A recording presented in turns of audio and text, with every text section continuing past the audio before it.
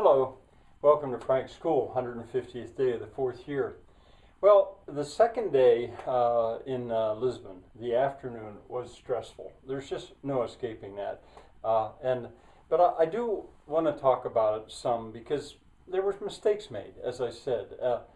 It might help to understand, and I have other reasons too for wanting to explain about it.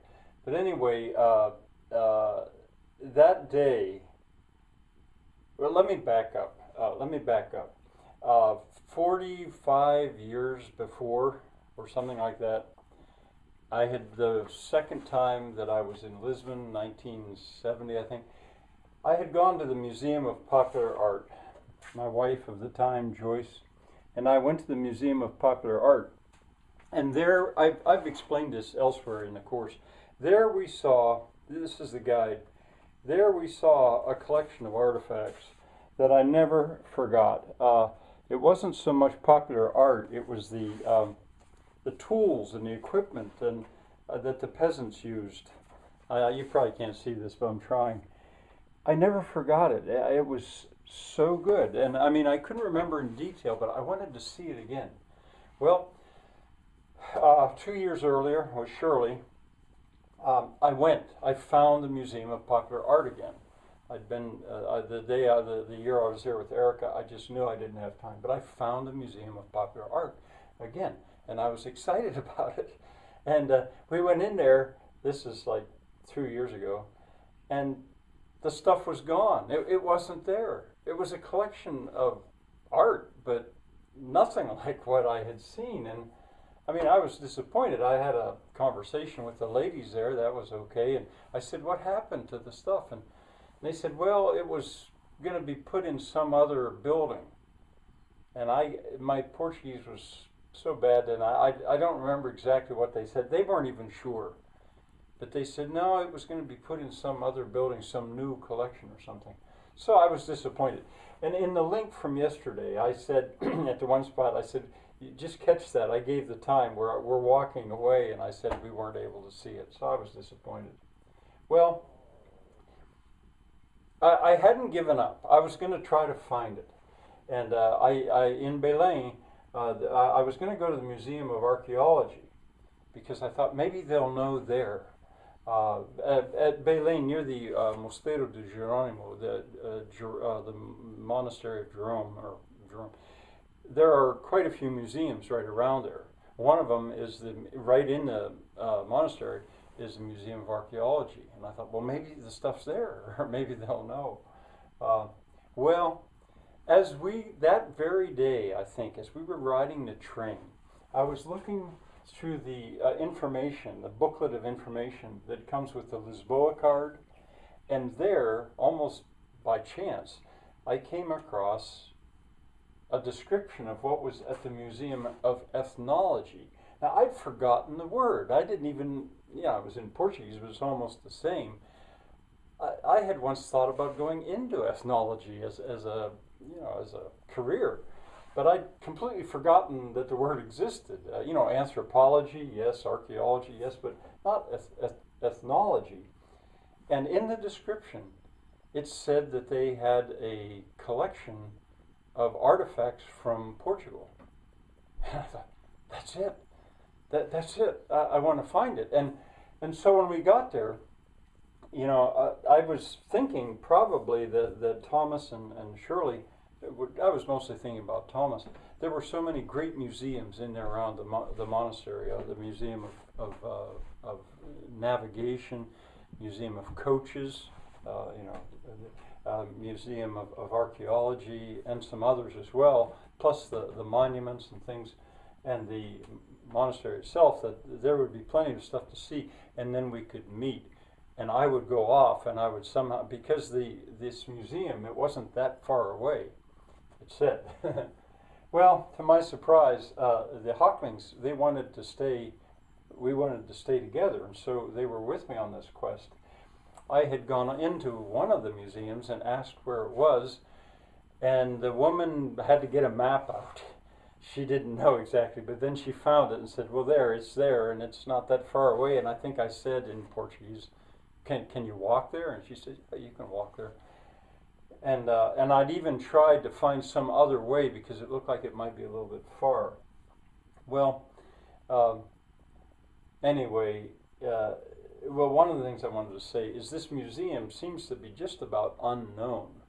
When we finally got there, there was nobody there except us. And later on, I don't want to give it away, but I go back there a week later, and the bus driver that I was checking to make sure I got the right spot, he didn't even know. He's the one that drove. His bus stop was the nearest to it. And all day he'd go by there, and he didn't even know at first where it was. And then he said, oh, yeah, that's... So anyway, it's kind of unknown. And, there's, in that area, where there are virtually thousands of tourists in Lisbon, there are things like that tropical garden that's right there that people don't go to. Well, this is a kind of a case in point. No one goes there. Well, I found it on a map, and I had tried to find is there a shorter way, but it didn't look that far. What the map did not show is it was up a very steep hill. Not only a little far, but up a very steep hill. And the poor hawklings, I was dragging them along at this point, and Shirley's knee hurt, and it was hot, and I would have happily suffered it myself because I think of myself like a horse that got its bit in its mouth and it's running because I thought I'm going to see that collection. Well, when we finally got there, and it was stressful, I didn't even look at the stuff that was in the museum because Claudia, the woman that worked there, her English was quite good. And I spoke to her about it, and I described this. I didn't have this book with me. And she said, yes, we have that. The stuff is here. And I thought, I want to see it again. But she said, but you can't see it. Because it's in storage. It's in storage. And, I was relieved to know that the collection was okay. Because really, I remember it was a very fine collection. But it was in storage, and it's not open to the public. You have to make a special arrangement in order to be able to go into the storage rooms to see the collection. And, you have to do that in advance, and I realized I'm not going to get to see that stuff. But she was very nice, and I really was relieved to know that at least the collection was okay. And there was a bookseller there, too, and what I ended up doing, it sort of swallowed hard before I did this, but I bought an $80 book. Here it is. Because this was the closest I could get to that collection. At the back of it, there's even a sort of a catalog. There it is.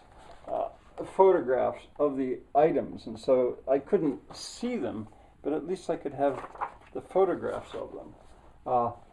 And it's in Portuguese, an $80 book in Portuguese. I thought, what am I doing? But that's just how much I cared about, and still continue to care about this stuff.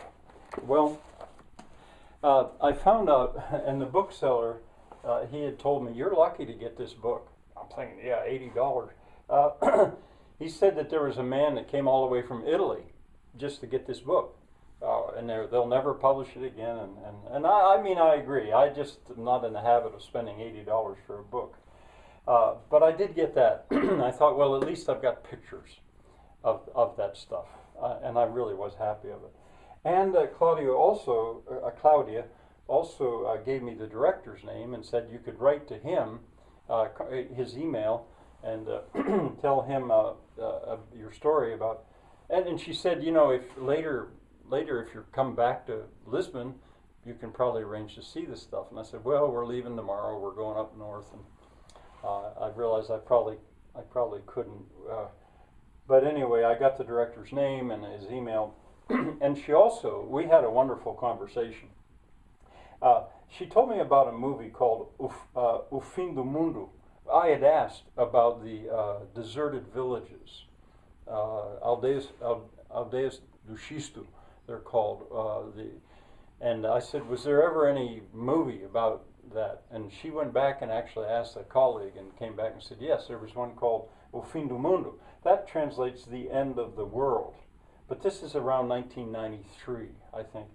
Currently, right now, there's a movie out there called The End of the World, I think, and it translates into Portuguese, O Fim do Mundo. But this is an earlier one. So I found out about that, and that began a whole process of my thinking, which I'll tell you about maybe later. Well, Thomas has used the word several times on the trip. He used the word, aha, it comes full circle for Frank. And I think in a way that applied. It had been 40 years, 45 years, and it came full circle. I had found that collection again finally. But the stressful part was it was at some pain and stress to the Hawklings. And I felt bad about that because one of my principal goals on this trip was to make sure that they had a good time. I'd already been to Portugal, but in this case, I guess you could say I was selfish, and I went for it. I was so close, and I was not going to be denied. So yeah, I'd try to explain it. Well, anyway, I didn't film anything. I was so content with the conversation I had with Claudia, and I didn't care about at the moment about seeing the other stuff. And I realized I was not going to get to see what I wanted to see. So I went away satisfied. The Hawklings, not so much so, because the museum, modern and all that and empty, but not worth that hike, and that painful hike.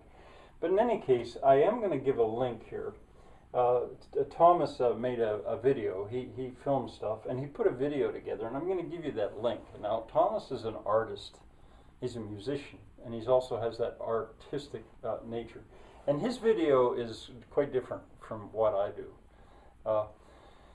He explained it to me. It has to do with centralization and decentralization. He understands my thinking on those subjects, and he starts showing very modern stuff, and then contrasts the modern world with the ancient world that is to be seen in that museum. So I really recommend you take a look at that link. As I say, his work is very different from mine. But hopefully you'll see a lot more of his work. Well, it's been, in a way I've been dreading this day, because how to explain that. And the afternoon was not over, but it got better. I'll gradually, there's more stories to be told. See you tomorrow.